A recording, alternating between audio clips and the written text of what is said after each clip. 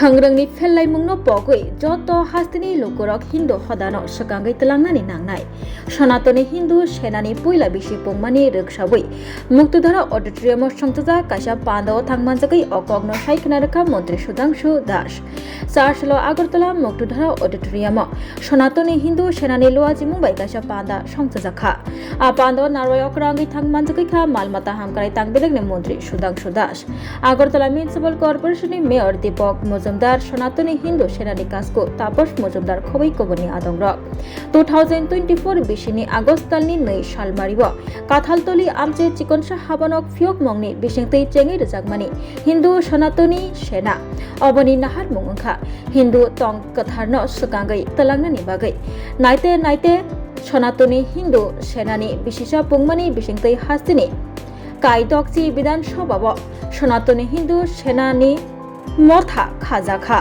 Sanatoni Hindu Senani Bishisha Pungmani Röksabui Haste Grangai Khorok Sara Bori Chisni Yakong Yak Maya Rokno Wheelchair Bagjakha Tei Chatikathar Musangai Pandano Chengshawi Reikha Malmata Hamkare Tak Bedegni Mantri Sudhanshu Das Khobai Koboni Adongrok Oshalok Kok Shatani Mantri Sudhanshu Das Saikhnaraka Thangrangni Phellaimungno Pogoi Hindu hodano sakangai telangnani bagai hastini joto lokuro sakangai fainani kobokha Mantri Sudhanshu Das আজকে হিন্দু সনাতনী হিন্দু সেনার প্রথম বর্ষ উদযাপন হচ্ছে। আজকের এই বিশেষ অনুষ্ঠানে যার বিশেষ উদ্যোগে এবং আন্তরিক প্রচেষ্টায় এই অনুষ্ঠান হচ্ছে তিনি আমাদের বিশিষ্ট ব্যক্তিত্ব তাপস মজুমদার, যার নেতৃত্বে সনাতনী হিন্দু সেনা গড়ে উঠেছিল আজ থেকে 1 বছর আগে। উদ্দেশ্য একটাই, হিন্দু সমাজ আজও অচেতন, হিন্দু সমাজ আজও উদাসীন নিজ ধর্মের প্রতি, তাদেরকে যাতে ধর্মীয় চেতনায় উদ্বুদ্ধ করা, ধর্মীয় চেতনাকে জাগ্রত করা এবং সমাজের মধ্যে যে অন্যায়গুলি হচ্ছে বা হিন্দু সমাজের প্রতি যে রকমের আক্রোশ বা আক্রমণ বিভিন্ন দিক থেকে হচ্ছে সেগুলি থেকে সমাজকে রক্ষা করা, লাভ জিহাদের হাত থেকে হিন্দু মেয়েদের রক্ষা করা, ল্যান্ড জিহাদের হাত থেকে হিন্দু বাঙালিদের জমি রক্ষা করা, এই সমস্ত উদ্দেশ্য নিয়েই কিন্তু আমাদের এই সনাতনী হিন্দু সেনা যাত্রা শুরু করেছিল। আজকে তার প্রথম বর্ষ। আমি তাদের সমস্ত সদস্যদের হৃদয়ের গভীর থেকে অনেক শুভেচ্ছা অভিনন্দন জানাচ্ছি এবং ধন্যবাদ কৃতজ্ঞতা জানাচ্ছি তাদের প্রতি যে আজ স্বার্থবাদী সমাজ ব্যবস্থায় তারা নিঃস্বার্থভাবে এগিয়ে এসে সমাজের জন্য কিছু করার দায়িত্ব নিয়েছে, সমাজের জন্য ধর্মের জন্য তারা এগিয়ে এসেছে। আমি মনে করি এটা শুধুমাত্র তাদের কাজ নয়, এটা ঈশ্বরের কাজ তারা করছেন। তাই ঈশ্বরের কাজ যারা করে ঈশ্বর নিশ্চয়ই তাদেরকে রক্ষা করে। ঈশ্বরের কাছে এটাই প্রার্থনা থাকবে, ঈশ্বরের আশীর্বাদ যাতে তাদের উপর বর্ষিত হয় এবং হিন্দু সেনার যে বিচারধারা, আমাদের যে সনাতনী সংস্কৃতির যে বিচারধারা, তার দ্বারক বাহক হিসেবে কাজ করুক, এটাই আমি প্রত্যাশা রাখছি। বাংলাদেশে কিন্তু এখনো হিন্দু নির্যাতন চলছে, বাংলাদেশ না পুরো বিশ্বেই যেখানে হিন্দুদের সংখ্যা কম সেখানে হিন্দুরা নির্যাতিত হচ্ছে, অত্যাচারিত হচ্ছে। আর তার জন্য দায়ী কিন্তু অন্য ধর্মের লোকরা, না ইসলাম না খ্রিস্টান না অন্য ধর্মের লোক, কেউ দায়ী না। তার জন্য দায়ী হিন্দু সমাজ নিজেরা।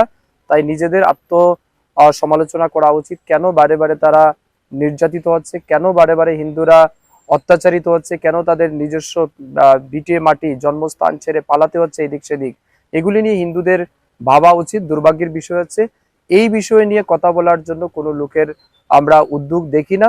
বেশিরভাগ লোকেরই অভাব, সবাই ব্যক্তিকেন্দ্রিক স্বার্থকেন্দ্রিক জীবনযাপনে ব্যস্ত হয়ে পড়েছে, নিজের কিভাবে বাড়ি গাড়ি টাকা পয়সা হবে এটা নিয়ে ব্যস্ত, সমাজের জন্য কেউ ভাবে না, যার ফলস্বরূপ হিন্দুরাজ নির্যাতিত।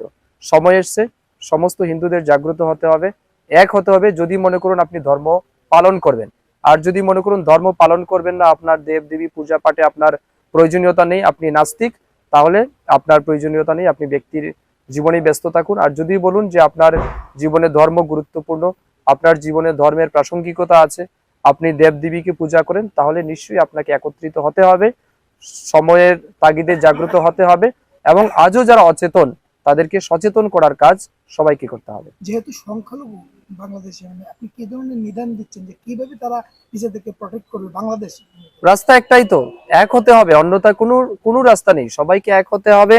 আজকে ইসরায়েল মাত্র 90 লক্ষ যেখানে জনসংখ্যা, সেই ইসরায়েল আজ এত বড় বড় রাষ্ট্রের সাথে যুদ্ধ করছে। কেন তারা যুদ্ধ করছে? এই কারণে নিজেদের এক্সিস্টেন্স বাঁচিয়ে রাখার জন্য, কারণ তারা জানে তারা যদি যুদ্ধ না করে তারা পৃথিবীর মানচিত্র থেকে মুছে যাবে। তাদের পরিবার, তাদের সমাজ, ইহুদি জাতির এক্সিস্টেন্সের জন্য, আত্মরক্ষার জন্য তারা যুদ্ধে নেমেছে এবং প্রত্যেকটা লোক কিন্তু সেখানে তার দেশের প্রতি সে ডেডিকেটেড, তার সমাজের প্রতি তার ধর্মের প্রতি তারা নিষ্ঠাবান, যার কারণে সবাই একত্রিত হয়। সেখানে কোনো রকমের রাজনীতি নেই। কিন্তু দুর্ভাগ্যের বিষয় আমাদের হিন্দুদের মধ্যে রাজনীতি চলে আসে, সিপিএম, কংগ্রেস, বিজেপি চলে আসে। এগুলি হচ্ছে মূল কারণ, এগুলি থেকে বেরিয়ে আসতে হবে সমাজকে।